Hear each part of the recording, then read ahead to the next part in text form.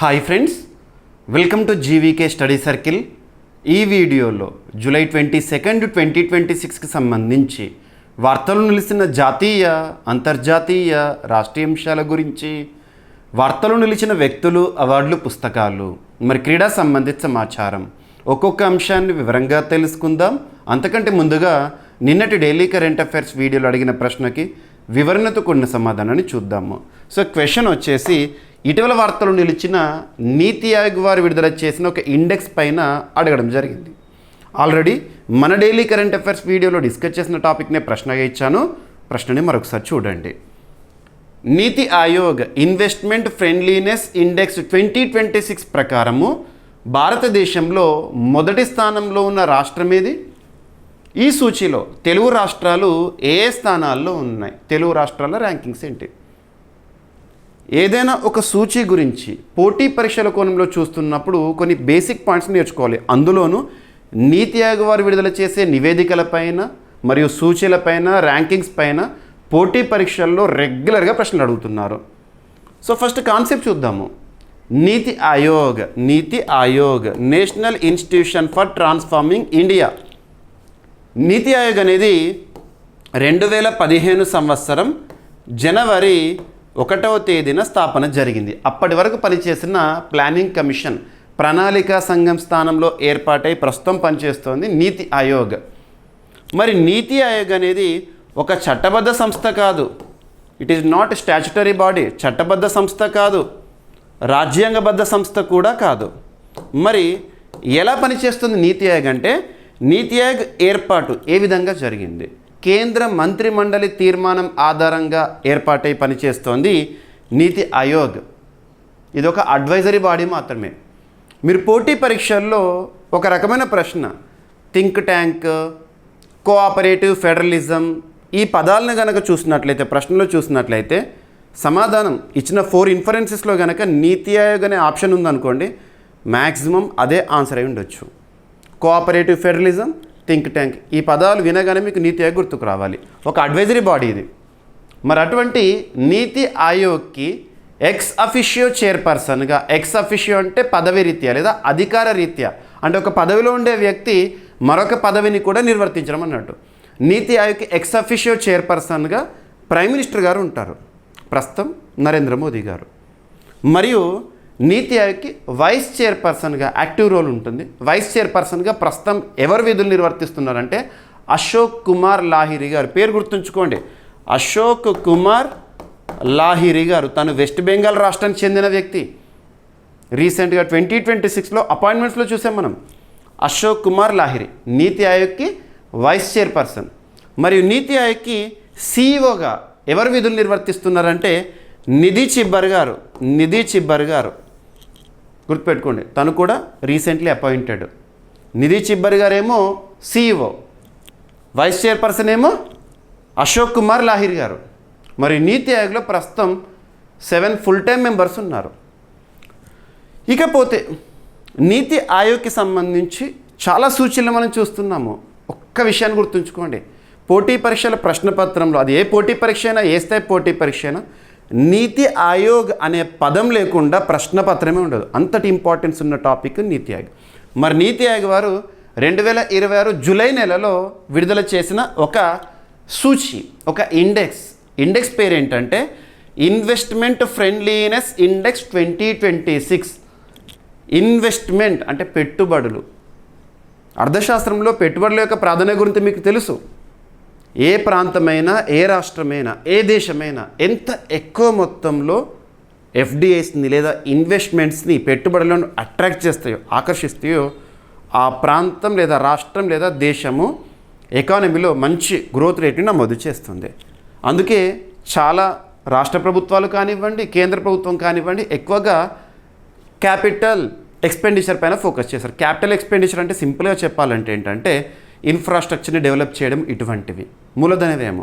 Infrastructure develop అయిందనుకోండి, ఆటోమేటిక్గా ఆ ప్రాంతానికి పెట్టుబడులు అనేవి ఎక్కువగా వస్తాయి, సింపుల్గా. ఇక ఇన్వెస్ట్మెంట్ ఫ్రెండ్లీనెస్ ఇండెక్స్ 2026 అంటే భారతదేశంలో 28 రాష్ట్రాలు మరియు 8 కేంద్రపాలిత ప్రాంతాలను కన్సిడర్ చేసి అన్నిటికీ ర్యాంకులు ఇచ్చింది నీతి ఆయోగ్. ఏ అంశం ఆధారంగా? ఇన్వెస్ట్మెంట్ పరంగా పెట్టుబడుల ఆకర్షణ విషయంలో ఏ రాష్ట్రము, ఏ కేంద్రపాలిత ప్రాంతము ఎలాంటి పర్ఫార్మెన్స్ ఇస్తోంది అని చెప్పేసేసి. మరి ఈ సూచీలో జూలై 2026లో విడుదలైన ఈ సూచీలో ఇన్వెస్ట్మెంట్ ఫ్రెండ్లీనెస్ ఇండెక్స్ 2026లో టాప్ పొజిషన్లో ఉన్న రాష్ట్రం ఏదంటే గుజరాత్ అంటే అత్యధిక పెట్టుబడులు పొందుతున్న రాష్ట్రం అని చెప్పొచ్చు. ఇక నెక్స్ట్ వచ్చేసి సెకండ్ పొజిషన్లో మహారాష్ట్ర, థర్డ్ పొజిషన్లో తమిళనాడు. సో టాప్ 3 గుర్తుంచుకోవాలి, ఎగ్జామినేషన్లో అడుగుతారు. ఇకపోతే తెలుగు రాష్ట్రాలు, ఏదైనా ఒక ర్యాంకింగ్ గురించి చూస్తున్నప్పుడు మన తెలుగు రాష్ట్రాల ర్యాంకులు కూడా ఖచ్చితంగా చూడాలి. ఆంధ్రప్రదేశ్ విషయానికి వస్తే 8వ స్థానంలో ఉంది. తెలంగాణ విషయానికి వస్తే 13వ స్థానంలో ఉంది. ఇవి ఓవరాల్ ర్యాంకింగ్స్. ఇక తర్వాత సెగ్మెంట్ వైజ్గా పెద్ద రాష్ట్రాల కేటగిరీలో తెలుగు రాష్ట్రాలు ఏ స్థానంలో ఉన్నాయి ఇటువంటివి అడుగుతారు. పెద్ద రాష్ట్రాల కేటగిరీలో టాప్ పొజిషన్లో ఉన్న రాష్ట్రం ఏది, చిన్న రాష్ట్రాలు ఈశాన్య రాష్ట్రాల కేటగిరీలో టాప్ పొజిషన్లో ఉన్న రాష్ట్రం ఏంటిది, రాష్ట్రాలు ఏంటి, ఇటువంటివి అడుగుతారు. సో స్కోర్లను కూడా గుర్తుపెట్టుకోవాలి. మరి ఈ సూచీని సిద్ధం చేయడానికి నీతి ఆయోగ్ ఎన్ని ఇండికేటర్స్ని కన్సిడర్ చేసింది అంటే 8 ఇండికేటర్స్ని. అవేంటో చూడాలి, ఓకేనా. మరియు ర్యాంకింగ్స్ని కూడా సెగ్మెంట్ వైజ్గా గుర్తుపెట్టుకోవాలి. సో వివరాలు చూద్దాము. సో నీతి ఆయోగ్కి సంబంధించి ఇన్వెస్ట్మెంట్ ఫ్రెండ్లీనెస్ ఇండెక్స్ 2026 జూలై 2026లో రిలీజ్ అయింది. జూలై 17th 2026 రోజున ఇన్వెస్ట్మెంట్ ఫ్రెండ్లీనెస్ ఇండెక్స్ 2026ని విడుదల చేసిన సంస్థ ఏంటి, నీతి ఆయోగ్, ఓకేనా. ఇందులో 28 రాష్ట్రాలు, 8 కేంద్రపాలిత ప్రాంతాల పెట్టుబడి అనుకూల పరిస్థితులను అంచనా వేసింది. పెట్టుబడులకు అనుకూలమైన పరిస్థితులు ఎక్కడ ఎక్కువగా ఉన్నాయి, ఏ రాష్ట్ర ప్రభుత్వం ఎక్కువగా ఫోకస్ చేస్తుంది, ఇటువంటి అంశాలను కన్సిడర్ చేసి. ఇక ర్యాంకింగ్స్ విషయానికి వస్తే 56.6 మార్కులతో లేదా స్కోర్తో అవుట్ ఆఫ్ 100 గుజరాత్ ఈ సూచీలో మొదటి స్థానంలో ఉంది. ఓవరాల్ ర్యాంక్ ఇక అన్ని రాష్ట్రాలు అంటే 28 రాష్ట్రాలు 8 కేంద్రపాలిత ప్రాంతాలు తీసుకొని ర్యాంకులను కనుక పరిశీలిస్తే టాప్ పొజిషన్. రెండవ స్థానంలో మహారాష్ట్ర ఉంది, స్కోర్ వచ్చేసి 53.7. మూడవ స్థానంలో తమిళనాడు ఉంది 53.3. ఇక గోవా మరియు ఒడిషా కూడా మొదటి 5 రాష్ట్రాల్లో చోటు దక్కించుకున్నాయి, టాప్ 5లో ఉన్నాయి. మరి ఈ ర్యాంకింగ్స్ని ఇవ్వడానికి రాష్ట్రాలకు కేంద్రపాలిత ప్రాంతాలకి ర్యాంకింగ్స్ ఇవ్వడానికి నీతి ఆయోగ్ ఏ ఇండికేటర్స్ని ఏ అంశాలను కన్సిడర్ చేసి యావరేజ్ స్కోర్ చేసింది అంటే 8 ఇండికేటర్స్, 8 ప్రమాణాల ఆధారంగా. అవేంటంటే మౌలిక సదుపాయాలు, ఇన్ఫ్రాస్ట్రక్చర్ అభివృద్ధి కోసము ప్రభుత్వాలు చేసే ఖర్చును ఏ విధంగా మనం చూడొచ్చు అంటే capital expenditure, that means that creates assets, ఆస్తులను సృష్టిస్తాయి క్యాపిటల్ ఎక్స్పెండిచర్. నెక్స్ట్ వ్యాపార వాతావరణం, ఆయా రాష్ట్రం లేదా కేంద్రపాలిత ప్రాంతంలో వ్యాపార అనుకూల పరిస్థితులు ఏ విధంగా ఉన్నాయి, బిజినెస్ క్లైమేట్. వనరులు, రీసోర్సెస్ ఎలాగా ఉన్నాయి, ప్రభుత్వ విధానాలు, ప్రభుత్వం తీసుకునే నిర్ణయాలు, పాలసీస్ ఎలా ఉన్నాయి, గవర్నమెంట్ పాలసీస్. నియంత్రణ సౌలభ్యం, రెగ్యులేటరీ ఈజ్ ఏ విధంగా ఉంది, సంస్థాగత వాతావరణం, ఇన్స్టిట్యూషనల్ ఎన్వైర్న్మెంట్ ఏ విధంగా ఉంది, ఆర్థిక స్థితి, ఫినాన్షియల్ హెల్త్ ఆ రాష్ట్రానికి సంబంధించి కానీ కేంద్రపాలిత ప్రాంతానికి కానీ ఎలా ఉంది, పర్యావరణ స్థిరత్వం, ఎన్వైర్మెంటల్ రెసిలియన్స్. ఈ 8 ఇండికేటర్స్ని ఖచ్చితంగా గుర్తుంచుకొని తీరాల్సిందే. సో ఇంగ్లీష్లో గుర్తుంచుకోండి తెలుగు మీడియం అభ్యర్థులైనప్పటికీ కూడా, ఎందుకంటే కొన్ని సందర్భాల్లో ట్రాన్స్లేషన్ ఎర్రర్స్ కారణంగా ఎగ్జామినేషన్లో కరెక్ట్ ఆప్షన్ని గుర్తించే అవకాశాలు ఉండకపోవచ్చు. కాబట్టి ఇంగ్లీష్లో చూడాలి, కొన్ని వర్డ్స్ కొన్ని మాత్రమే. ఎక్కడైతే మనకు కొంత ఏరియా ప్రాబ్లమేటిక్ ఏరియా ఉంటుందో ఆ ఏరియాని ఎక్కువగా మనం చూడాలి. ఇక మరి రాష్ట్రాలకు కేంద్రపాలిత ప్రాంతాలకు ర్యాంకులు ఇచ్చింది నీతి ఆయోగ్ అన్నాను కదా, ఆ ర్యాంకులను 4 విభాగాలుగా ఇవ్వడం జరిగింది. సో రాష్ట్రాలు కేంద్రపాలిత ప్రాంతాలను 4 పనితీరు విభాగాలుగా వర్గీకరించారు. అందులో ఒకవేళ ఒక రాష్ట్రానికి కానీ కేంద్రపాలిత ప్రాంతానికి కానీ ఇవ్వబడిన స్కోర్ అనేది 50 కంటే ఎక్కువ ఉందనుకోండి, అవుట్ ఆఫ్ 100 50 కంటే ఎక్కువ ఉందనుకోండి, అదే కేటగిరీలో ఉన్నట్టు టాప్ పర్ఫార్మర్ అంటే మంచి పనితీరు ప్రదర్శిస్తుంది అన్నట్టు. ఇందాక మీకు చెప్పాను కదా టాప్ 3 ఏవైతే ఉన్నాయో గుజరాత్, మహారాష్ట్ర, తమిళనాడు ఇటువంటివి ఈ కేటగిరీలో ఉంటుందండి సింపుల్గా. So next category front runners.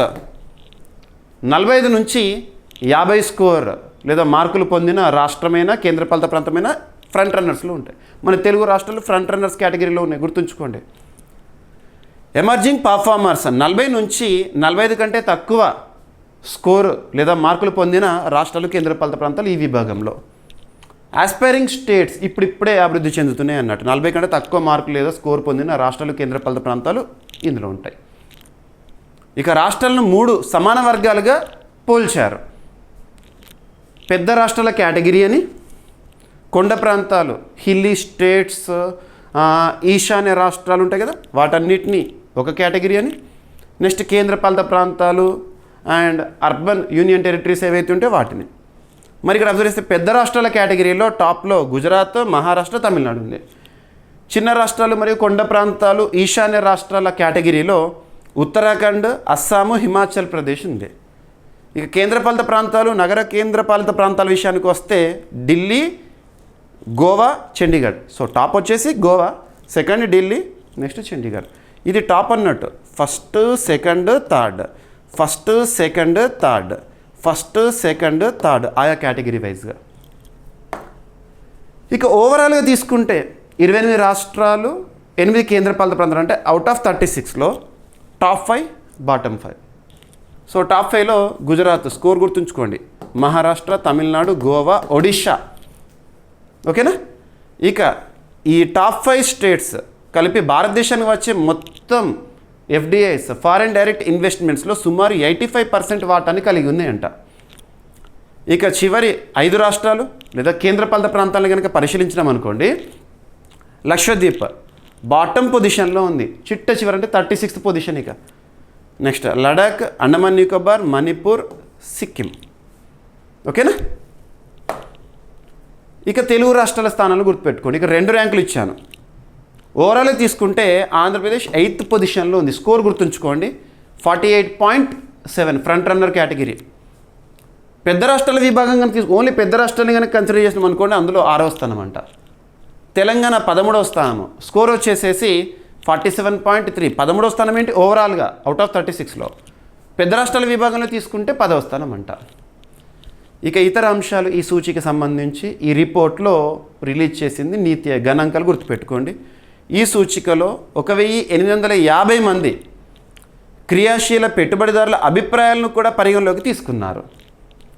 Maharashtra, Karnataka, Gujarat, Delhi, Tamil Nadu కలిసి భారతదేశానికి వచ్చే విదేశీ ప్రత్యక్ష పెట్టుబడుల్లో 85% వాటా కలిగి ఉండగా ఈశాన్య రాష్ట్రాలకు 1% కంటే తక్కువ ఎఫ్డిఐ లభించింది. ఈశాన్య రాష్ట్రాలు అంటే మొత్తం హిల్లీ ఏరియాస్. యాక్చువల్గా అక్కడ రోడ్డు ఫెసిలిటీస్ కూడా నేరో రోడ్స్ ఉంటాయి. ఇన్ఫ్రాస్ట్రక్చర్ అభివృద్ధి అంతంత మాత్రంగా ఉంటుంది. ఆటోమేటిక్గా ఎఫ్డిఎస్ అనేవి కూడా తక్కువ ఉంటాయి. ఎఫ్డిఐ అట్రాక్షన్ విషయంలో ఈశాన్య రాష్ట్రాలు వెనుకబడి ఉంటాయి. రైల్వే ఫెసిలిటీస్ లేమి కానివ్వండి ఇటువంటివి. ఇక 2025 ఆర్థిక సంవత్సరంలో భారత మొత్తం పెట్టుబడి జీడిపిలో 29.9% చేరగా, సో భారత మొత్తం పెట్టుబడి జీడిపిలో 29.9% అంటే అరౌండ్ 30% చేరగా, ప్రైవేటు మూలధన వ్యయం 8.7% వద్ద ఉండడంతో ప్రైవేట్ పెట్టుబడులను మరింత పెంచాల్సిన అవసరాన్ని నివేదిక సూచించింది. నీతి ఆయోగ్ విడుదల చేసే నివేదికలు లేదా ఇటువంటి సూచీల్లో కొన్ని ఇన్స్ట్రక్షన్స్ కూడా ఇస్తుంది, సజెషన్స్ ఇస్తుంది ప్రభుత్వాలకి. ఇక నీతి ఆయోగ్కి సంబంధించి ఇవన్నీ కూడా బేసిక్ పాయింట్స్. ఇందాక మీకు ఏవైతే ఓరల్గా ఎక్స్ప్లెనేషన్ ఇచ్చానో ఇది. రానున్న ఏ పోటీ పరీక్ష అయినా, ఏ స్థాయి పోటీ పరీక్ష అయినా ఇప్పుడు నేను చెప్పిన టాపిక్ ఏదైతే ఉంటుందో ఆ టాపిక్ నుండి మీకు ప్రశ్న వస్తుంది. It's my challenge. ఓకేనా. సో ఈరోజు ఫస్ట్ టాపిక్. సో టాపిక్లోకి వెళ్ళే ముందు అభ్యర్థులందరికీ కూడా ఒక ఇంపార్టెంట్ అనౌన్స్మెంట్. మన CA 360 కోర్సు సబ్స్క్రైబర్స్ అందరికీ మరియు ఈ వీడియో చూస్తున్న ప్రతి ఒక్క అభ్యర్థికి ఇంపార్టెంట్ అనౌన్స్మెంట్ ఏంటంటే, మన app GVK study circle app, మన యాప్ని ఇప్పటి వరకు ఇన్స్టాల్ చేసుకోని వారు ఎవరైనా ఉంటే ఈరోజే ఇన్స్టాల్ చేసుకోండి. మన యాప్లో అందుబాటులో ఉన్న ప్రతి కోర్స్ పైన CA 360 కోర్స్ కానివ్వండి, ఇండియన్ పాలిటీ కోర్స్ కానివ్వండి, హిస్టరీ కోర్సెస్ కానివ్వండి, అర్థమెటిక్ రీజనింగ్ కానివ్వండి, అండ్ టెస్ట్ సిరీసెస్ కోర్సెస్ కానివ్వండి, మిషన్ అండ్ కోర్స్ కానివ్వండి, ప్రతి కోర్స్ పైన కూడా భారీ ఆఫర్స్ అనేవి అనౌన్స్ చేయడం జరిగింది. ఈరోజు జూలై 22 మార్నింగ్ 7 నుంచి ఆఫర్స్ అనేవి అందుబాటులో ఉంచడం జరిగింది. ఈ ఆఫర్స్ యొక్క ప్రత్యేకత ఏంటంటే, ఆల్రెడీ ప్రతి కోర్స్ పైన భారీ ఆఫర్ ఇవ్వడంతో పాటు ప్రతి అభ్యర్థికి కూడా ఒక బెనిఫిట్ కూపన్ కూడా ఇచ్చాము. బెనిఫిట్ కూపన్ యొక్క ప్రత్యేకత ఏంటంటే ఆఫర్ ఆన్ ఆఫర్. ఉదాహరణ చెప్పాలంటే CA360 కోర్స్ ఉంది. CA360 2,999 ప్రైస్ నిన్నటి వరకు. యాక్చువల్ CA360 ప్రైస్ వచ్చేసి 4,999. నిన్నటి వరకు కూడా 2,999 ఉండే. ఈరోజు ఆఫర్ ప్రైస్ వచ్చేసేసి 1,599. మరి ఈరోజు ఇస్తున్న బెనిఫిట్ ఏమంటున్నాను, ఈ ఆఫర్ ప్రైస్ పైన కూడా కూపన్ బెనిఫిట్. మన యాప్ ఇన్స్టాల్ చేసుకున్న ప్రతి ఒక్క అభ్యర్థికి కూడా బెనిఫిట్ కూపన్ ఇవ్వడం జరిగింది. మరియు మన ఓల్డ్ సబ్స్క్రైబర్స్ ఎవరైతే ఉంటారో మన జీవీకే స్టడీ సర్కిల్ యాప్లో ఏదో ఒక కోర్స్ తీసుకున్న ప్రతి అభ్యర్థికి కూడా మరింత బెనిఫిట్ కూపన్ని ఇవ్వడం జరిగింది. మరి ఈ ఆఫర్స్ అనేవి కేవలం 48 గంటలు మాత్రమే అందుబాటులో ఉంటాయి. సో ఈరోజు morning July 22 7 AM offer start అయినాయి. సో 24th మార్నింగ్ 7 వరకు మాత్రమే ఈ ఆఫర్స్ అండ్ కూపన్ బెనిఫిట్స్ అనేవి యాక్టివ్గా ఉంటాయి. ఈరోజే యాప్ని ఇన్స్టాల్ చేసుకోండి. మీకు ప్రతిరోజు కూడా daily current affairs video, complete video, PDFs ఇవన్నీ కూడా అందుబాటులో ఉంటాయి CA360 కోర్సులో. ఓకేనా? ఇక ఈరోజు ఫస్ట్ టాపిక్ని చూస్తే, యుద్ధాలు, ఇంధన సంక్షోభంతో ప్రపంచంలో ఆకలి ముప్పు పెరుగుతోందని ఐక్యరాజ్య సమితి నివేదికను విడుదల చేసింది. సో ఏదైనా ఒక నివేదికను చూస్తున్నప్పుడు ఆ నివేదికను విడుదల చేసే సంస్థ ఏంటి, ఆ సంస్థ యొక్క ప్రధాన కేంద్రం ఎక్కడ, ఆ నివేదికలో పేర్కొన్న గణాంకాలు ఏంటి? సో ఇక్కడ నివేదిక బేసిక్ పాయింట్ చూద్దాము. ఐక్యరాజ్య సమితికి సంబంధించి అనుబంధంగా పనిచేస్తున్న ఒక సంస్థ విడుదల చేసిన నివేదిక ఏం చెప్తుందంటే, ప్రపంచంలో ఆకలి ముప్పు పెరుగుతోందంట. ఆకలి, హంగర్ పరిస్థితులు పెరుగుతున్నాయి. కొన్ని ప్రాంతాల్లో అయితే ఫ్యామిన్ కండిషన్స్నే చూస్తున్నామని. మరి ఈ ముప్పుకి కారణం ఏంటంటే యుద్ధాలు, ఇంధన సంక్షోభ పరిస్థితులు. యుద్ధాలు అంటున్నాను, ఇక్కడ 2 యుద్ధాల గురించి మీరు ప్రతిసారి చూస్తున్నారు. పశ్చిమాసియా, వెస్ట్ ఏషియా ఉంది, అశాంతికి అడ్డగా మారింది.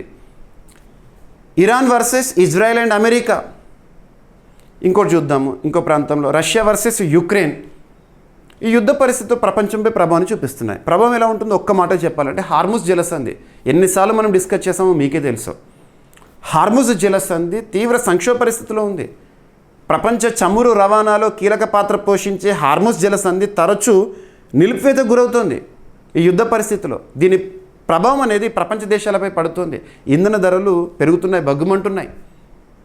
సో ఆటోమేటిక్గా కాన్సిక్వెన్స్ ఇంధన ధరలు పెరుగుతున్నాయి అంటే ఆహార ఖర్చులు ఇవన్నీ కూడా పెరుగుతాయి కదా, రవాణా ఖర్చులు పెరుగుతున్నాయి అంటే ఆటోమేటిక్గా. సో ఇవి యుద్ధాలు, ఇంధన సంక్షోభంతో ప్రపంచంలో ఆకలి ముప్పు పెరుగుతోందని ఐక్యరాజ్య సమితి వారు విడుదల చేసిన ఒక నివేదిక. ఐక్యరాజ్య సమితికి సంబంధించి ఐక్యరాజ్య సమితి పరిధిలో పనిచేస్తున్న international fund for agricultural development అనే సంస్థ, ఈ సంస్థ యొక్క ప్రధాన కేంద్రం ఎక్కడ అంటే రోమ్, ఇటలీ.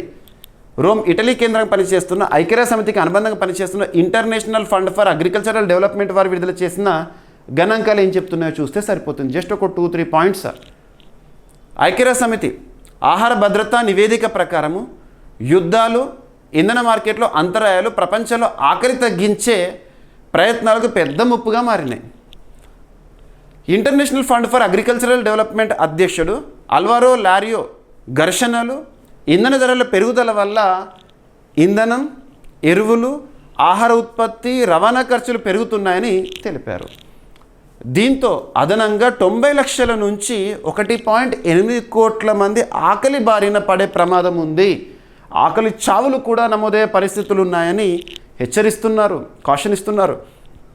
2030 నాటికి ప్రపంచవ్యాప్తంగా సుమారు 50 కోట్ల మంది ఆకలి సమస్యను ఎదుర్కొనే అవకాశం ఉందని నివేదిక పేర్కొంది. ఓకేనా? ఆఫ్రికా అత్యధికంగా ఆకలి సమస్యను ఎదుర్కొనే ప్రాంతంగా ఉండే అవకాశం ఉందంట. సుస్థిర వ్యవసాయము, స్థానిక ఆహార ఉత్పత్తి, గ్రామీణ మౌలిక సదుపాయాలు, వాతావరణ మార్పులను తట్టుకునే వ్యవసాయ పద్ధతుల్లో పెట్టుబడులు పెంచాలని నివేదిక సూచింది. చాలు ఈ పాయింట్స్ అన్నీ కూడా. ఓకేనా? సో గణాంకాలు ఏవైతే ఉన్నాయో గణాంకాలు కొంత ప్రత్యేకంగా చూడండి. ఇటువంటి రిపోర్ట్స్, గణాంకాలు మనకు ఎక్కువగా డిస్క్రిప్టివ్ ఆన్సర్ రాస్తున్నప్పుడు కూడా యూస్ఫుల్గా ఉంటాయి. కాంటెంపరీ స్టాట్స్ని మనం మెన్షన్ చేసినాం అనుకోండి, ఆన్సర్ రేటింగ్లో ఎక్కువ మొత్తంలో మనం మార్కులను పొందవచ్చు. సో సంస్థల గురించి, ఏదైనా ఒక సంస్థ గురించి చూస్తున్నప్పుడు ఆ సంస్థకు సంబంధించిన బేసిక్ పాయింట్స్, సంస్థ స్థాపన ఎక్కడ, ప్రధాన కేంద్రం ఎక్కడ ఉంది, ఆ సంస్థకి ప్రస్తుతం చీఫ్గా లేదా అధ్యక్ష బాధ్యతలు ఉన్నవారు ఎవరు, బాధ్యతలు ఏంటి, ఇటువంటివి చూడాలి. సో ఈ సంస్థ యొక్క స్థాపన ఎక్కడ జరిగింది? రోమ్, ఇటలీ కేంద్రంగా పనిచేస్తుంది హెడ్ క్వార్టర్. ఎప్పుడు జరిగిందంటే 1977. అధ్యక్షుడు అల్వారో లారియో. సో అంతర్జాతీయ వ్యవసాయ అభివృద్ధి నిధి అంటున్నాను. సో సింపుల్గా చెప్పాలంటే international fund for agricultural development అనే సంస్థ స్థాపన, ప్రధాన కార్యాలయం, అధ్యక్షుడు మరియు మాతృ సంస్థ ఐక్యరాజ్య సమితి పరిధిలో పనిచేసిన సంస్థ. అందుకే ఐక్యరాజ్య సమితి రిపోర్ట్ అన్న పర్లేదు, ఈ సంస్థ ఇచ్చిన రిపోర్ట్ అన్న పర్లేదు.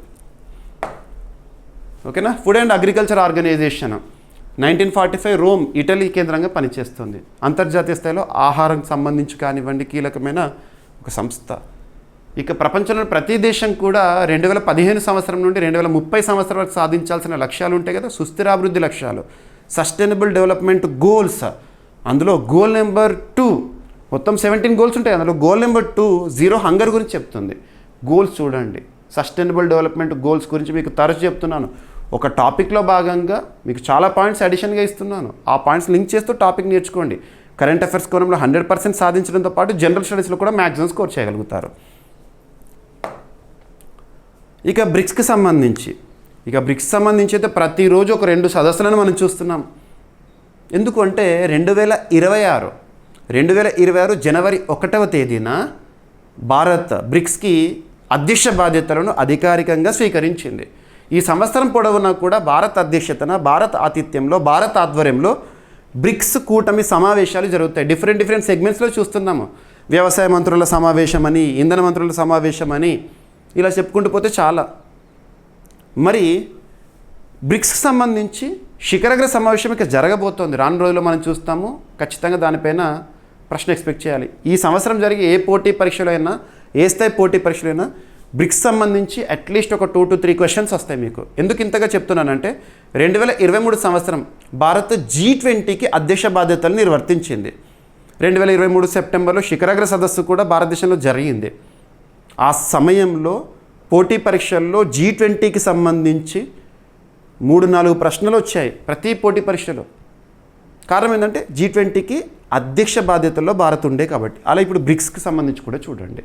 సో బ్రిక్స్ సంబంధించి 2026 జనవరి నెలలో భారత్ అఫీషియల్ లోగోని అన్వీల్ చేసింది. భారత్ అధ్యక్షతన బ్రిక్స్ కూటమికి సంబంధించి ఆ లోగోని చూసాము. మరి అఫీషియల్ థీమ్ని కూడా ప్రకటించింది భారత్. ఆ థీమ్ ఏంటంటే building for resilience, innovation, cooperation and sustainability అనే థీమ్. ఈ థీమ్తోనే చాలా సదస్సులు జరుగుతున్నాయి. కొన్ని సదస్సులకు సంబంధించి మాత్రం డిఫరెంట్ థీమ్స్, అవన్నీ మీకు చెప్తున్నాను. సో ఈ థీమ్తోనే రీసెంట్గా జూలై 20, 21, 22 అంటే ఈ రోజు వరకు కూడా జరిగిన ఒక సదస్సు పేరు చూడండి. సో బ్రిక్స్ కూటమి 2009 సంవత్సరంలో స్థాపన, 11 సభ్య దేశాలు ఉన్నాయి. బ్రిక్ అనే పదాన్ని కాయిన్ చేసిన వ్యక్తి జిమ్ ఓనీల్. ఈ పదాలు మీకు రెగ్యులర్గా చెప్తున్నాను. ఆ 11 దేశాలు ఏంటో కూడా మీకు ఐడియా ఉంది. So 5th meeting of BRICS working group on geospatial technologies and application. So సదస్సు పేరు ఇది, 5th మీటింగ్ అంట. ఎక్కడ? తిరుపతి, మన భారతదేశంలోని ఆంధ్రప్రదేశ్ రాష్ట్రంలో తిరుపతిలో జరిగిన ఒక సదస్సు. తిరుపతిలో IIT తిరుపతిలో, ఇండియన్ ఇన్స్టిట్యూట్ ఆఫ్ టెక్నాలజీ తిరుపతిలో జరిగిన బ్రిక్స్ సదస్సు. ఇక ఈరోజు నెక్స్ట్ టాపిక్ వచ్చేసి భారత రాష్ట్రపతి.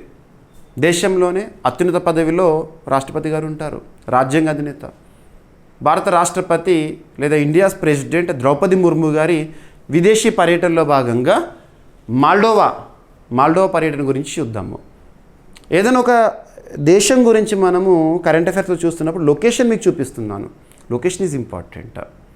మాల్డోవా ఎక్కడ ఉంటుంది? యూరోప్ కాంటినెంట్లోనే ఒక దేశము.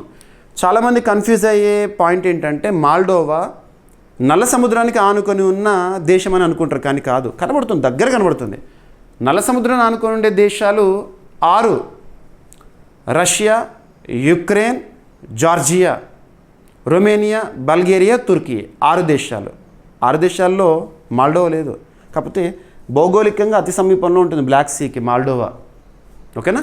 సో మాల్డోవా దేశంతో మన భారతదేశ దౌత్య సంబంధాలు 1992లో ప్రారంభమైనాయి.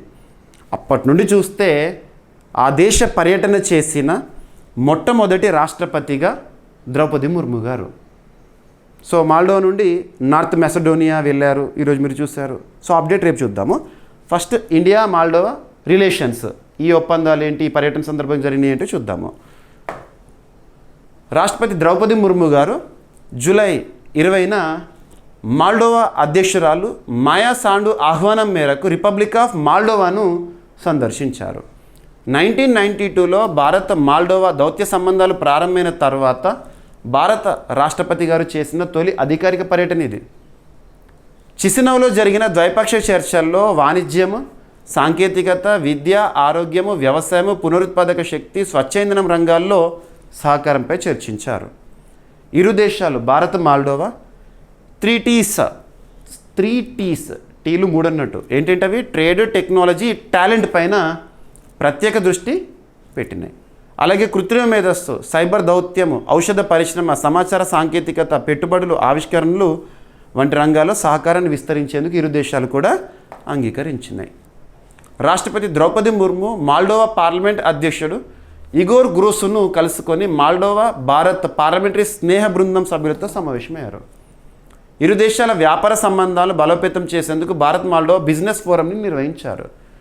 Indian technical and economic cooperation కింద మాల్డోవాకు కేటాయించే శిక్షణ స్థానాలను రెట్టింపు చేస్తున్నట్లు భారత్ ప్రకటించింది ఈ పర్యటన సందర్భంగా. సో కాన్సెప్ట్ ఎక్కడైతే ఇంపార్టెంట్ అక్కడ మ్యాక్సిమం మీకు ఎక్స్ప్లెనేషన్ ఇస్తున్నాను. ఇవ్వాల్సిన దానికంటే ఎక్కువ కాన్సెప్ట్ ఎక్స్ప్లెనేషన్ ఇస్తున్నాను. ఎక్కడైతే డైరెక్ట్ పాయింట్స్ చూస్తే అర్థమవుతాయో జస్ట్ చూడండి, గుర్తుపెట్టుకోండి, సరిపోతుంది. ఓకేనా? ఇక మాల్డోవాకు సంబంధించి బేసిక్ పాయింట్స్. ఏదైనా ఒక దేశం న్యూస్లో ఉన్నప్పుడు ఆ దేశానికి సంబంధించి రాజధాని ఏంటి, కరెన్సీ ఏంటి, ఆ దేశ అధినేత ఎవరు, ప్రధానమంత్రి ఎవరు, ఇటువంటివి చూడాలి basic points. So republic of Moldova capital వచ్చేసేసి చిసినౌ, కరెన్సీ వచ్చేసేసి మాల్డోన్ ల్యూ. అక్కడ అధ్యక్షురాలిగా మాయా సాండు గారు విధులు నిర్వర్తిస్తున్నారు. మాల్డోవా ప్రైమ్ మినిస్టర్ ఎవరు అంటే యుగెన్ ఆస్మోచెస్కు. ఓకేనా? సో టంగ్ ట్విస్టర్ లాగా ఉంటాయి ఈ పేర్లు. ఇక 1991లో సోవియట్ యూనియన్ నుంచి స్వాతంత్రం పొందింది భారత్ మాల్డోవాతో 1992లో దౌత్య సంబంధాలను ప్రారంభించింది. ఒకప్పుడు యుఎస్ఎస్ఆర్లో భాగం ఇది. 1990స్లో 1991లో యుఎస్ఎస్ఆర్ విచ్ఛిన్నమైంది కదా, అప్పుడు ఏర్పడిన ఒక దేశం ఇది. ఓకేనా? రైట్. ఇక ఇండియా మాల్డోవా రిలేషన్స్ ఏ రంగాల్లో కొనసాగుతున్నాయంటే వాణిజ్యం, విద్య, సంస్కృతి, శాస్త్ర సాంకేతికత, సామర్థ్యాభివృద్ధి రంగాల్లో సహకారం కొనసాగుతుంది. ఓకేనా? రైట్. టాపిక్లో భాగంగా చూసిన డిఫరెంట్ పాయింట్స్.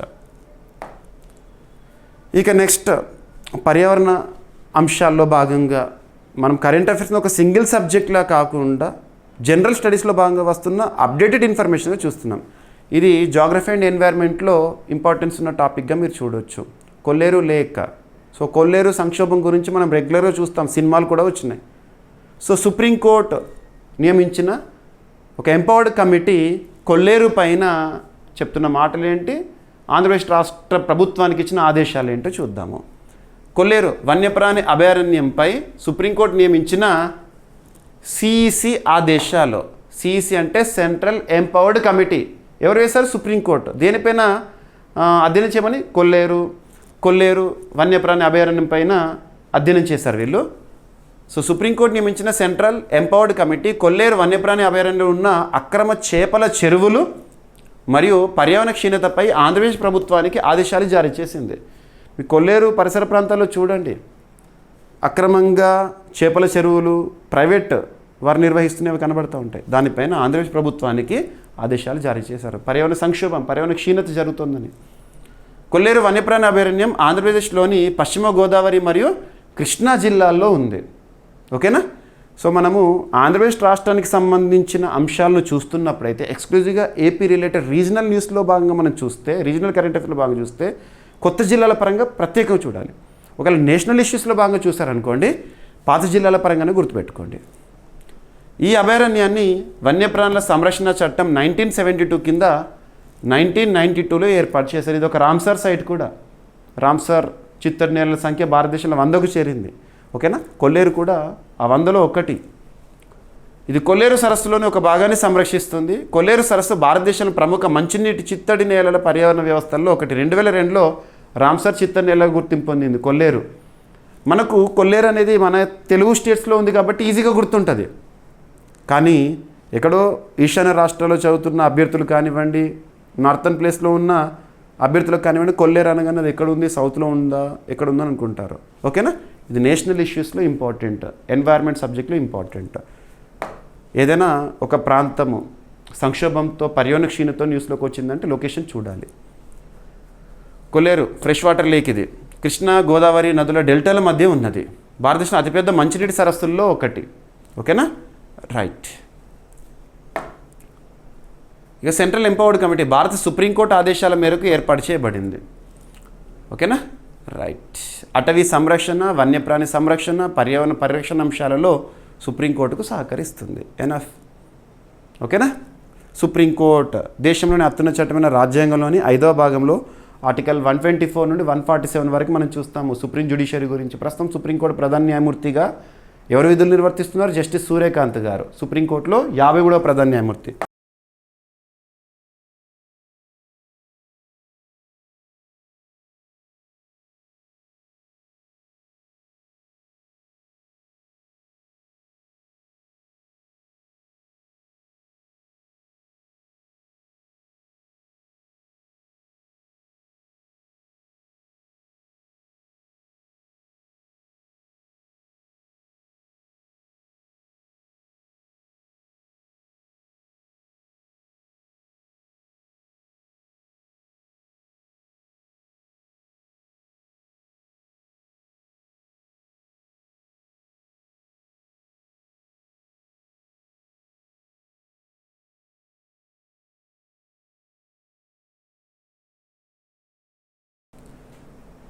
ఇక అవార్డ్స్ మరియు వార్తల్లో వ్యక్తుల గురించి చూస్తే Ajit Doval garu, national security adviser Ajit Doval గారికి లోకమాన్య తిలక్ జాతీయ పురస్కారము వరించింది. పురస్కార ప్రదానోత్సవం అనేది ఈ రానున్న ఆగస్టు 1 రోజున కేంద్ర హోంశాఖ మరియు సహకార వ్యవహారాల శాఖ మంత్రిగా ఉన్న అమిత్ షా గారు ప్రదానం చేస్తారు. ఇప్పటికే ఈ పురస్కార గ్రహీతలుగా చరిత్రలో చాలామంది ఉన్నారు. వాళ్ళ సరసన అజిత్ దోవల్ గారు. సో పురస్కారం పేరేంటి మరియు పురస్కారం ప్రకటించే సంస్థ ఏంటి, ప్రత్యేకత ఏంటి చూస్తే సరిపోతుంది. National security adviser Ajit Doval garu Lokmanya Tilak జాతీయ పురస్కారం 2026 ఈ సంవత్సరానికి గాను ఎంపికయ్యారు. జాతీయ భద్రత, నేషనల్ సెక్యూరిటీ మరియు వ్యూహాత్మక వ్యవహారాల్లో ఆయన అందించిన విశిష్ట సేవలకు గాను ఈ పురస్కారాన్ని ప్రకటించారు. ఈ పురస్కారాన్ని ఏ సంస్థ ప్రకటిస్తుంది అంటే తిలక్ స్మారక ట్రస్ట్ 2026 ఆగస్టు 1వ తేదీన రానున్న రోజులో మహారాష్ట్రలోని పూణేలో జరిగే కార్యక్రమంలో ఈ పురస్కారాన్ని అందజేస్తారు. ఓకేనా, కేంద్ర హోంమంత్రి అమిత్ షా గారు ఈ పురస్కారాన్ని ప్రదానం చేస్తారు. Indo cyano border, Bharat China సరిహద్దు చర్చలు, ముఖ్యంగా డోక్లాం ప్రతిష్టంభన సమయంలో అజిత్ దోవల్ కీలక పాత్ర పోషించారు. అలాగే మిజోరం, సిక్కిం, జమ్మూ కాశ్మీర్ సంబంధించిన పలు సున్నితమైన జాతీయ భద్రతా అంశాలను నిర్వహించినందుకు గాను ఈ పురస్కారము. సో లోకమాన్య తిలక్ ఏదైనా ఒక పురస్కారం గురించి చూస్తున్నప్పుడు ఇయర్ ఆఫ్ ఇన్స్టిట్యూషన్, ఆ పురస్కారాన్ని ఎప్పుడు ప్రారంభించారు, ఎవరు ప్రకటిస్తారు, ఈ సంవత్సరం పురస్కార గ్రహీత ఎవరు. 1983లో లోకమాన్య తిలక్ జాతీయ పురస్కారం అనేది ప్రారంభమైంది. తిలక్ స్మారక ట్రస్ట్ పూణే వారు ప్రకటిస్తారు. దేశానికి విశిష్ట సేవలు అందించిన వ్యక్తులకు ప్రతి సంవత్సరం ప్రదానం చేస్తారు ఈ పురస్కారము. గత పురస్కార గ్రహీతలు చూస్తే ప్రముఖులు ఇందిరాగాంధీ గారు, అటల్ బిహారీ వాజ్పేయి గారు, డాక్టర్ మన్మోహన్ సింగ్ గారు, ప్రణబ్ ముఖర్జీ గారు, శరద్ పవార్ గారు, నరేంద్ర మోదీ గారు ఉన్నారు. ఓకేనా, ఇక అజిత్ దోవల్ గారు 2014 సంవత్సరం నుంచి జాతీయ భద్రతా సలహాదారుగా, నేషనల్ సెక్యూరిటీ అడ్వైజర్గా విధులు నిర్వర్తిస్తున్నారు. మాజీ ఇంటెలిజెన్స్ బ్యూరో డైరెక్టర్, కీర్తి చక్ర పురస్కార గ్రహీత కూడా. ఇక ambassador to a particular country. So రాయబారుల నియామకం గురించి మనం రెగ్యులర్గా వార్తలు చూస్తున్నాం. వివిధ దేశాలకు సంబంధించి రాయబారుల నియామకం. ఈ రాయబారుల నియామకం అనగానే మనం కొన్ని పదాల పట్ల క్లారిటీగా ఉండాలి. కొన్ని దేశాలకేమో రాయబారులను అంబాసిడర్ అని పిలుస్తాము, కొన్ని దేశాలకేమో హై కమిషనర్ అని పిలుస్తాము. హై కమిషనర్ అని ఏ దేశాలకు రాయబారులను పిలుస్తామంటే ఒకప్పటి బ్రిటిష్ కాలనీస్, బ్రిటిష్ వారు పరిపాలించిన ప్రాంతాలు కాలనీస్ ఉండే కదా ఒకప్పుడు, అవి స్వాతంత్రం పొందిన తర్వాత కామన్వెల్త్ కూటమిగా ఏర్పడ్డాయి. ఉదాహరణకు భారత్ ఉంది, 1949లో కామన్వెల్త్ కూటమిలో చేరింది. India is commonwealth country. ఈ కామన్వెల్త్ కంట్రీస్లో రాయబారులను హై కమిషనర్ అనే పదంతో పిలుస్తారు. Other than commonwealth countries ambassador అనే పదంతో పిలుస్తాము. పేర్లు ఏదైనా కూడా హై కమిషనర్ అన్నా అంబాసిడర్ అన్నా నిర్వర్తించే విధులు మాత్రం ఒకటే. సీనియర్ ఐఎఫ్ఎస్ అధికారులను ఈ పదవులకు నియమించడం అనేది చూస్తూ ఉంటాము. ఇక్కడ ఉదాహరణకు చెప్పాలంటే భారత ప్రపంచంలోని ప్రతి దేశంతో కూడా సత్సంబంధాలు కొనసాగిస్తుంది. భారతదేశం నుంచి ప్రతి దేశంలో ఒక రాయబారి ఉంటారు. ప్రతి దేశం నుంచి భారతదేశంలో ఒక రాయబారి ఉంటారు, ఆ దేశం యొక్క ప్రతినిధి. వీరు ఏం చేస్తారంటే ఆ దేశాల మధ్య కుదిరే ఒప్పందాలు ఉంటాయి కదా, ఉదాహరణకు ఇండియా అమెరికా మధ్య ఒప్పందాలు కుదురుతాయి. వీటిని పరిశీలిస్తూ ఉంటారు. ఇరు దేశాల మధ్య సంబంధాలు సత్సంబంధాలు కొనసాగేందుకు పనిచేస్తారు సింపుల్గా. ఓకేనా? అలా భారతదేశంలో ఒకరు ఉంటారు, ఆ దేశం నుంచి మన భారతదేశంలో ఒకరు ఉంటారు. మరి రాయబారులు నియమించే అధికారము రాష్ట్రపతి గారికి ఉంటుంది మన భారతదేశంలో. సో సీనియర్ ఐఎఫ్ఎస్ అధికారి కొప్పుల శ్రీకర్ రెడ్డి గారు. ప్రత్యేకత ఏంటంటే మన తెలుగువారు, తెలంగాణ వారు ఖతార్లో భారత రాయబారిగా ambassador, new ambassador to Qatar ఎవరంట? కొప్పుల శ్రీకర్ రెడ్డి గారు, తెలంగాణకు చెందిన సీనియర్ ఐఎఫ్ఎస్ అధికారి. ఓకేనా? రైట్. సో ఖతార్ దేశం గురించి చూసాం కాబట్టి ఖతార్ రాజధాని వచ్చేసి దోహా, కరెన్సీ వచ్చేసి ఖతారీ రియాల్, और దేశాధిపతి ఎమీర్ వచ్చేసేసి Sheikh Tamim bin Hamad Al Thani, ప్రధానమంత్రి Sheikh Mohammed bin Abdul Rahman Al Thani. So next నియామకం వచ్చేసేసి ఐఆర్సిటిసి అదనపు సిఎండిగా, చైర్మన్ అండ్ మేనేజింగ్ డైరెక్టర్గా రాహుల్ హిమాలయన్ గారు నియమితులవడం జరిగింది. ఎవరి స్థానంలో? రీసెంట్గా ఐఆర్సిటిసి సిఎండి రాజీనామా అని చెప్పేసి మనం డిస్కస్ చేసాం లాస్ట్ వీక్. సో ఇక్కడ అబ్జర్వ్ చేస్తే రైల్వే మంత్రిత్వ శాఖ, రైల్వేస్ అనే అంశము కేంద్ర జాబితాలోకి వస్తుంది. Article 246 of Indian constitution. మనం 3 జాబితాలు చూస్తాం కదా, union list, states list, concurrent list. Railways అనేది యూనియన్ లిస్టులోకి వస్తుంది. అందుకే రైల్వే శాఖ మంత్రి కేంద్ర మంత్రి ఉంటారు, ప్రస్తుతం అశ్విని కుమార్ వైష్ణవ్ గారు. రైల్వే మంత్రిత్వ శాఖ Indian railway catering and tourism corporation అదనపు చైర్మన్ మేనేజింగ్ డైరెక్టర్గా రాహుల్ హిమాలయన్ని నియమించడం జరిగింది. ఆయన సంజయ్ కుమార్ జైన్ గారి స్థానంలో రీసెంట్గా రాజీనామా చేశారు కదా, తన స్థానంలో బాధ్యతలు చేపట్టారు. ఈ నియామకం జూలై 20th, 2026 నుంచి అమల్లోకి వచ్చింది. ఓకేనా? So Indian railway catering and tourism corporation IRCTC 1999లో స్థాపన, న్యూఢిల్లీ కేంద్రం పనిచేస్తుంది, రైల్వే మంత్రిత్వ శాఖ పరిధిలో పనిచేస్తుంది. Online railway ticket booking, catering, పర్యాటక సేవలు, హాస్పిటాలిటీ, రైల్ నీర్ సేవలను అందిస్తుంది ఐఆర్సిటిసి. ఇక నెక్స్ట్ స్పోర్ట్స్ రిలేటెడ్ టాపిక్, ఒక క్రీడలకు సంబంధించి మస్కట్, పీకో అనే మస్కట్. సో క్రీడ పేరు గుర్తుంచుకోండి, మస్కట్ పేరు గుర్తుంచుకోండి. ఇక్కడ చిన్న కన్ఫ్యూజింగ్ పాయింట్ ఉంది. రీసెంట్గా మనము లాస్ట్ వీక్లోనే ఒక మస్కట్ గురించి డిస్కస్ చేసాము. 22nd Commonwealth table tennis championship Bharat ఆతిథ్యంలో ప్రారంభం కానుంది. అంతర్జాతీయ ప్రాముఖ్యత ఉన్న క్రీడలకు సంబంధించిన మస్కట్ని రీసెంట్గా అన్వీల్ చేసాము. దాని పేరు మయూర్ అని చెప్పాను. So this is a different topic, already we have discussed. And ఈరోజు టాపిక్ ఏంటంటే BWF, badminton world federation, Kuala Lumpur కేంద్రంగా పనిచేస్తుంది కదా, అంతర్జాతీయ స్థాయిలో బ్యాడ్మింటన్ క్రీడను నిర్వహిస్తుంది, నియంత్రిస్తుంది. BWF ప్రపంచ బ్యాడ్మింటన్ ఛాంపియన్షిప్ 2026కి పీకో అనే మస్కట్ అన్వీల్ చేయడం జరిగింది. పీకో మస్కట్ ప్రస్తుతం భారతదేశంలో ministry of sports and youth affairs, concern minister Mansukh Mandaviya గారు ఈ పీకో మస్కట్ని అన్వీల్ చేశారు. పీకో పికాక్. సో మయూర్ అన్న కూడా పీకాకే. So this is different, this is different. ఓకేనా?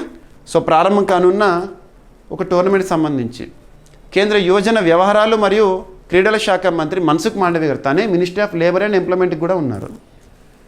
జూలై 18th, 2026 రోజున BWF badminton world federation world badminton championship 2026 అధికారిక మస్కట్ పీకోని ఆవిష్కరించారు. భారత జాతీయ పక్షి నెమలి స్ఫూర్తితో రూపొందించిన పీకో భారత బ్యాడ్మింటన్ ఐక్యత, ఉత్సాహం, స్ఫూర్తికి ప్రతీకగా నిలుస్తుంది. ఓకేనా? గుర్తుంచుకోండి. ఇక బ్యాడ్మింటన్ వరల్డ్ ఫెడరేషన్ ప్రపంచ బ్యాడ్మింటన్ ఛాంపియన్షిప్ 2026 ఇది ఎన్నో ఎడిషన్ అంటే 30th ఎడిషన్. ఎప్పుడు జరగబోతోందంటే ఆగస్టు 17th నుంచి ఆగస్టు 23rd మధ్య మన దేశ రాజధాని న్యూఢిల్లీ ఆతిథ్యంలో జరగబోతోంది. దాదాపు 50కి పైగా దేశాల నుంచి 400కు పైగా బ్యాడ్మింటన్ క్రీడాకారులు పాల్గొంటారంట. ఓకేనా? సో బ్యాడ్మింటన్ వరల్డ్ ఫెడరేషన్ 1934లో స్థాపన, అంతర్జాతీయ స్థాయిలో బ్యాడ్మింటన్ క్రీడను నిర్వహిస్తుంది, నియంత్రిస్తుంది. ప్రధాన కార్యాలయం కౌలాలంపూర్, మలేషియా. ప్రస్తుతం ఈ సంస్థకి అధ్యక్షులుగా ఎవరున్నారంటే కునియింగ్ పటమా లిసవాడ్రకుల్. ఓకేనా, రైట్. ఇక బ్యాడ్మింటన్ అసోసియేషన్ ఆఫ్ ఇండియా 1934లో స్థాపన, మన భారతదేశానికి సంబంధించి న్యూఢిల్లీ కేంద్రంగా పనిచేస్తుంది. భారతదేశంలో బ్యాడ్మింటన్ క్రీడను నిర్వహిస్తుంది, నియంత్రిస్తుంది. ఇక భారత జాతీయ పక్షి నెమలి పావో క్రిస్టేటస్ సైంటిఫిక్ నేమ్. 1963లో జాతీయ పక్షిగా నెమలిని ప్రకటించడం జరిగింది. ఇక ఈరోజు ప్రశ్న, 2026 జూలై నెలలో భారత తొలి మరియు అత్యంత లోతైన భూతాప బావులను ఎక్కడ ప్రారంభించారు? ఈ ప్రాజెక్ట్ను ఏ సంస్థ అమలు చేస్తుంది?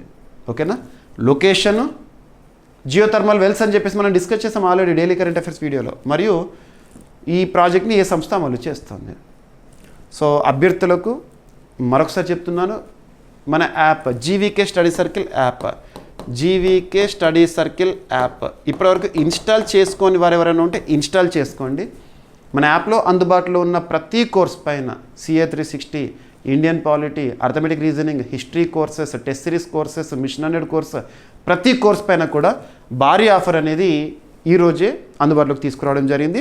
సో జూలై 22 ఈరోజు మార్నింగ్ 7 AM ఆఫర్స్ అనేవి స్టార్ట్ అయినాయి.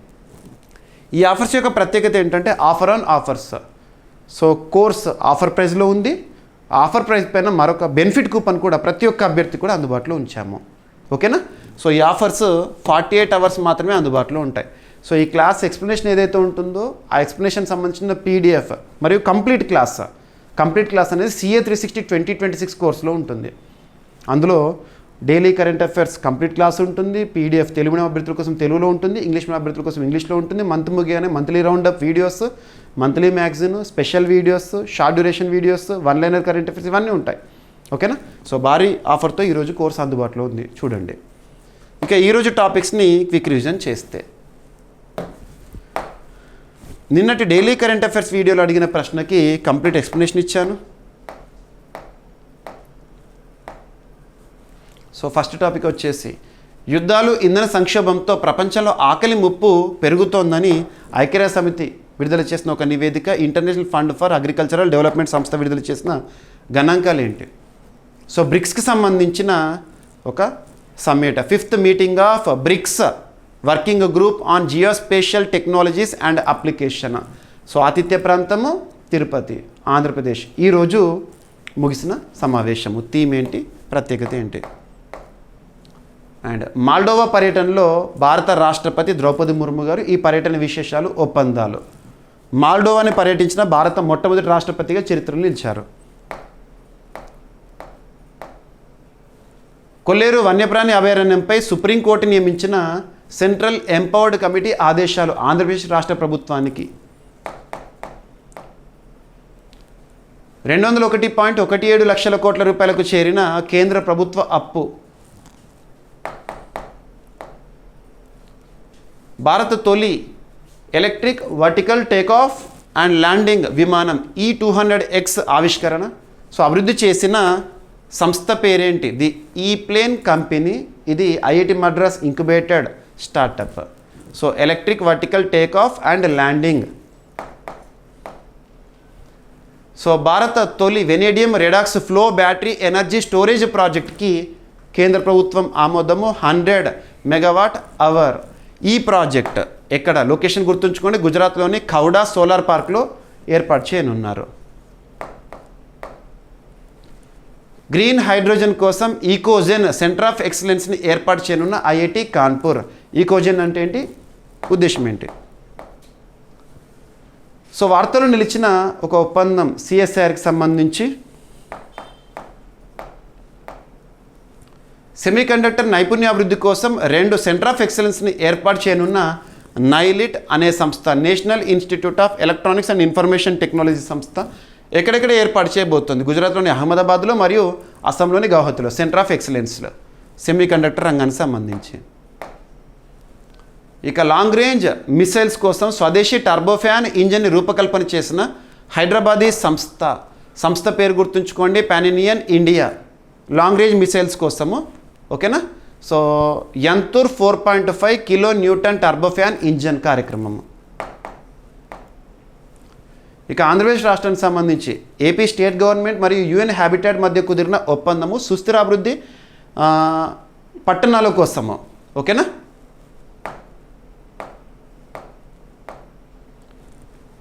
తల్లికి వందనం పథకం కింద 2వ విడత నిధులు లేదా 2వ ఏడాది నిధులు. ఓకేనా? జాతీయ చలనచిత్ర పురస్కారం అందుకున్న తొలి సంతాలి చిత్రం అంగెన్. సో రీసెంట్గా చాలా పాపులర్గా న్యూస్లోకి వచ్చింది కాబట్టి మరొకసారి ఈ టాపిక్ని డిస్కస్ చేస్తాం మనం. అజిత్ దోవల్ గారికి లోకమాన్య తిలక్ జాతీయ పురస్కారం 2026. సో ప్రత్యేకత ఏంటి? ఈ పురస్కారాన్ని ఎప్పుడు ప్రారంభించారు? 1983. ఎవరు ప్రకటిస్తారు? ఖతార్లో భారత రాయబారిగా తెలంగాణకు చెందిన సీనియర్ ఐఎఫ్ఎస్ అధికారి కొప్పల శ్రీకర్ రెడ్డి గారు నియమితులయ్యారు. ఐఆర్సిటీసీ అడిషనల్ సిఎండిగా రాహుల్ హిమాలయన్ గారిని కేంద్ర ప్రభుత్వం నియమించింది. ఎవరి స్థానంలో? సంజయ్ కుమార్ జైన్ గారి స్థానంలో. రీసెంట్గా తను రాజీనామా చేశారు. Badminton world federation world badminton championship 2026 ఆగస్టులో జరగబోతుంది కదా, దానికి సంబంధించి అఫీషియల్ మస్కట్ అన్వీల్ చేశారు. సో మస్కట్ పేరు వచ్చేసేసి పీకో. సో పీకో మస్కట్కి మయూర్ మస్కట్కి డిఫరెన్స్ ఏంటో చెప్పాను, ఖచ్చితంగా గుర్తుపెట్టుకోండి. ఇక ఈరోజు ప్రశ్న, 2026 జూలై నెలలో భారత తొలి మరియు అత్యంత లోతైన భూతాప బావులను జియోథర్మల్ వెల్స్ని ఎక్కడ ప్రారంభించారు? ఈ ప్రాజెక్ట్ని ఏ సంస్థ అమలు చేసింది? అభ్యర్థులు ప్రతిరోజు మన డైలీ కరెంట్ అఫైర్స్ వీడియో చూడండి. క్లాస్ ఎక్స్ప్లెనేషన్ విన్న తర్వాత నేను ఇచ్చే పీడిఎఫ్స్ ఏవైతే ఉంటే ఖచ్చితంగా చదవండి. ఏమైనా మిస్లైనస్ టాపిక్స్ ఉన్నాయనుకోండి, నో నీడ్ టు వర్రీ, రేపటి క్లాస్లో జోడించి డిస్కస్ చేద్దాము. రేపు మళ్ళీ కలుద్దాం. Thank you.